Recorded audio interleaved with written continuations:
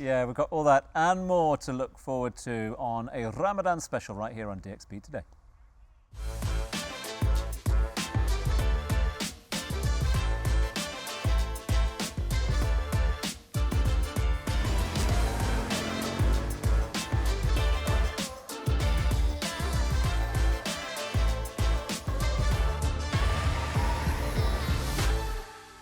Yeah, evening all. Welcome to another edition of DXB today. Hope you've had a wonderful day down here in Dubai. Hope you've got lots of plans for this evening. In the meantime, though, over the course of the next 60 minutes, we are looking ahead to Ramadan 2025. All the C's for you today. We are talking charity. We're talking community and chow.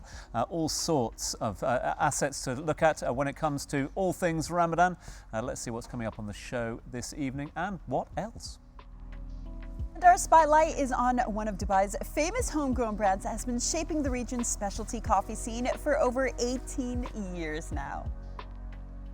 Yeah, we've got all that, and to close out the show, we have music from Tol Dupra to look forward to later, so stick around for that. Meantime, though, we talk all things Ramadan. It is just around the corner. We are all getting set, and it's quite fortuitous, isn't it? This is the year of community. Is there anything else in the world that shouts more than community than Ramadan? Let's become more communal over the course of the next 4 weeks. Oh, absolutely. I mean, my family don't live in the United Arab Emirates. My brother moved over recently, so this will be his first Ramadan in Dubai. And already we've made a plan. All of our friends who can't be together for Ramadan, with their family for Ramadan, we're going to host at each one's house every week, and we have to cook for everyone else. So it's going to be a really nice time, I think. Yeah, I love how everyone comes together, but also I was going to say the community comes together for so many amazing causes. And I know every year I volunteer more during Ramadan than I do the entire year. So I'm looking forward to that.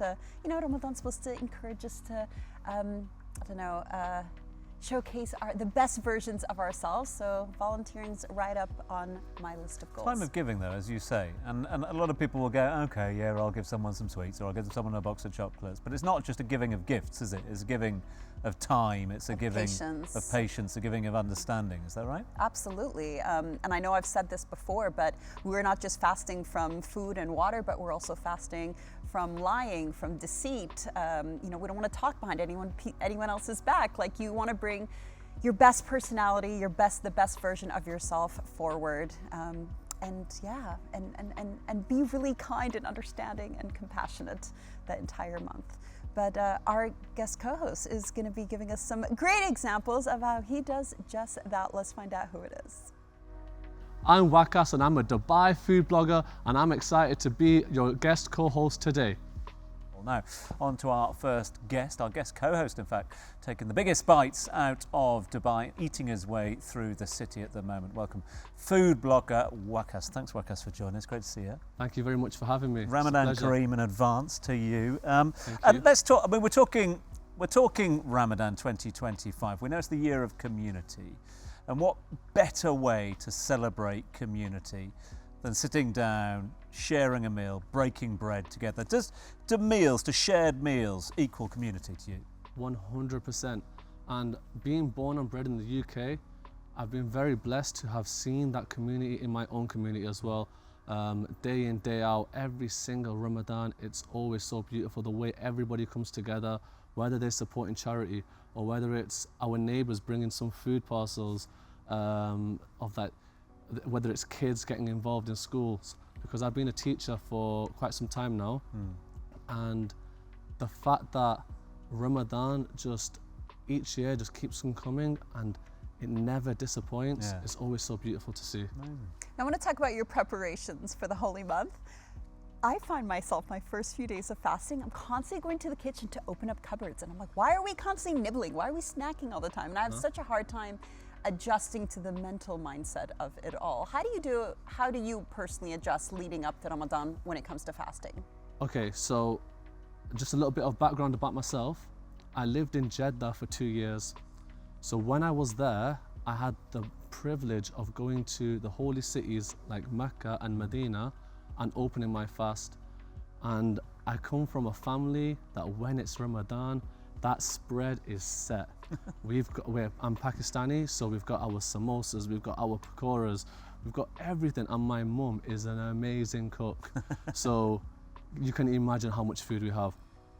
When I went to Saudi, I saw these parcels that they were giving everywhere, whether it was local in Jeddah or in the holy cities, and it consisted of bread, yogurt, water, and dates. Since then, I've built that habit of when I open my fast, I only open my fast with these small things. As a luxury, I'll add some nuts, a bit of honey, and it makes that meal feel like a gourmet meal. So that's one of the ways I prep myself, and that way, I'm not thinking with my taste buds or thinking with my eyes. So when I've had something to eat, now I'm like, okay, now what can I have? And that's when I cook. Well, And that's when I prep. It is interesting, Waqas, that you talk about the massive spreads, because we love that here in the UAE. We love it all over the world. Definitely. Ramadan is a time of discipline.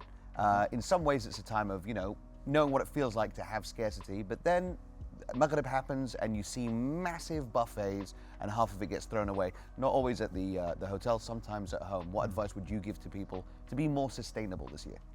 I would say just, again, don't think with your eyes. I know we're hungry, I know we're thirsty.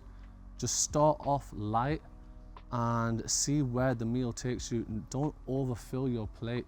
These buffets are amazing, by the way. I went to a bunch last year. One in particular, I think the first one I ever went to was at the Queen Elizabeth on that ship that they have in Dubai, and it was beautiful. The food was amazing. But again, like you said, food wastage. And we're all guilty of it. We fill our plates, we get so excited. All of our favorite dishes in the same place at the same time, cooked so well. So what I would advise is, again, just think about the fact that there's a lot of people in the world as well that don't have this luxury. And also, again, with my own experiences, when I was in Saudi Arabia, how we ate such small portions, such as bread, yogurt, dates. Just try that and you watch how full you will be. And when we were at the mosque, or when people brought these food parcels and there was someone who would come in like it's your birthday and he'd have a full bag of these little cream cheeses, and when you would give them out, or if they gave these little tubs of honey, it made you light up and you would appreciate every little bit of the food you're having, and it would fill you as well. So that's my advice to that. We need your advice because, as I mentioned, you're eating your way through the city. You mentioned it's your second Ramadan here. So in terms of people experiencing Iftar and suhoor, maybe for the first time, people getting out there, where do you recommend this year? Where should people be going? Okay, so if you're talking Ramadan buffets, the most extravagant, most outstanding one has to be Atlantis. That one is incredible. Quality of food, the options are endless, but it doesn't just stop there. You can just look at different hotels, and what's really cool, at the Ritz-Carlton, they have a Punjabi restaurant there, and they do a beautiful Punjabi spread, but with UAE fusion. You get stuff like this with like Middle Eastern fusion really. So that's my advice. Look at the different hotels, see what theme they're going with, and choose what you like, because you're not short for options. You have a favorite family tradition? Because I know something we do is we go to the desert and we go to the beach and we like to watch the sunset and then be able to feast as a family, when we're not feeling as social necessarily, but we want it to be an intimate gathering. Do you have any personal family traditions? Definitely. So I'd say with my family in particular, we open our fast with fruit. And my mum started this some years ago, and then we will always sit and we'll pray together, and that's when we start eating. And again, it's something that I've carried on into my time over here. Like I said, I have that small portion of food. But in terms of going out and about, because my mum is such a good cook, she doesn't want us to go out and eat in Ramadan. She will challenge any restaurant. If we go out to different restaurants, she'll be like, I can make that better. Any Where's your restaurant, fruit, she'll say. yeah, exactly. Any restaurant, she'll want to challenge it. Well, what about your wife though? Because she's Somali, isn't she? That's what I was about to come into. So me and my wife, we just had a baby 3 weeks ago. So, and it's our first child. And Congratulations. thank you very much. A little boy. And we're looking at traditions that we want to start with him. So our apartment right now is so fully well decorated. We've got the banners, we've got the lights, and we're going all out for him. Even though he's a newborn, we want to do it every year. So he has that excitement, and we can show him when he's a little bit older, this is what we did when you were born. And one of the traditions, okay, this is a little funny story. We were in the supermarket the other day, and we saw these advent calendars, and it's the first time we've seen a Ramadan advent calendar from the UK. We've never seen anything like this in England. And we've seen a Ramadan advent calendar, and my wife was like, oh my days, look at that. And she's so excited, and I look at it, and then I see this young boy, he must be about 10, and he's screaming and jumping, shouting to his dad, Dad, I've got to get this. And his dad's looking at him like, oh, come on, son, you've already got this, you've got that. And I said to the dad, I'm like, he isn't half as excited as my wife. So we bought this advent calendar, and we said we're going to buy it every year, and that's going to be our thing. We'll take turns. Some days we'll do rock, paper, scissors. Who gets to open it? So that's a little tradition that we're going to start ourselves. Oh, what a sweet story. Well, Waqas, we're so happy to have you here with us. And definitely you're sticking around, giving us more of your insight. So stay right there. But for now, we're going to be finding out about the first licensed online donation and crowdfunding platform in the Middle East. So stay right there. We'll see you in a bit.